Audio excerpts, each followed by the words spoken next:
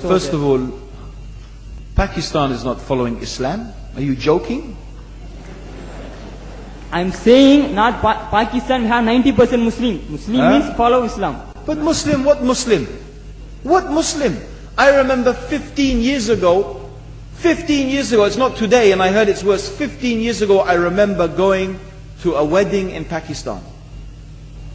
A wedding where men and women were mixing freely.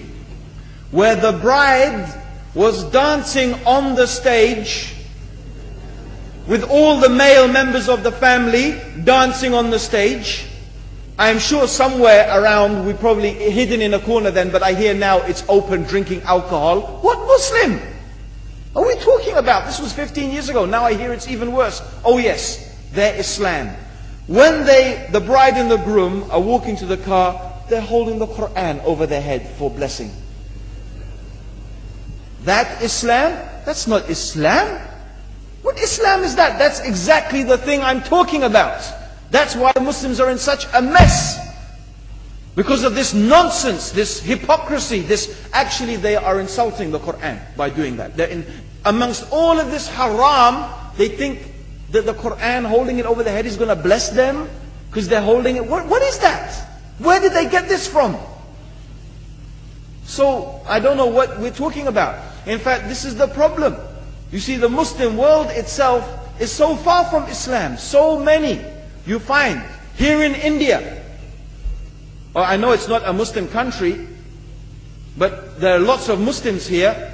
But I don't know what sort of Muslim. Most of them go to the dargah and they call upon some dead person in the grave, and they think that by talking to a dead person they're going to have their needs fulfilled. What's the difference between that and worshipping an idol? There's no difference, believe me. It's shirk.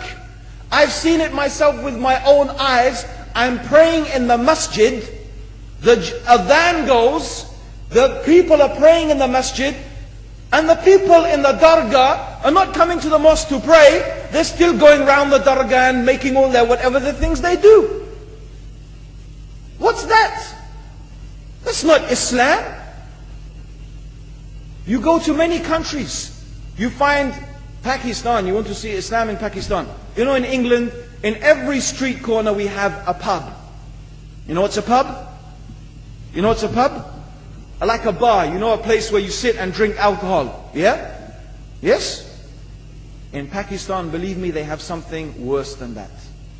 Yes, worse. On every street they have a picture of a palm. Everywhere you see it, hanging from the windows. They have the picture of a palm. What's that advertising? Something worse than drinking alcohol. An invitation to disbelieve in Allah. That they're going to read your hand and tell your fortune. Shirk.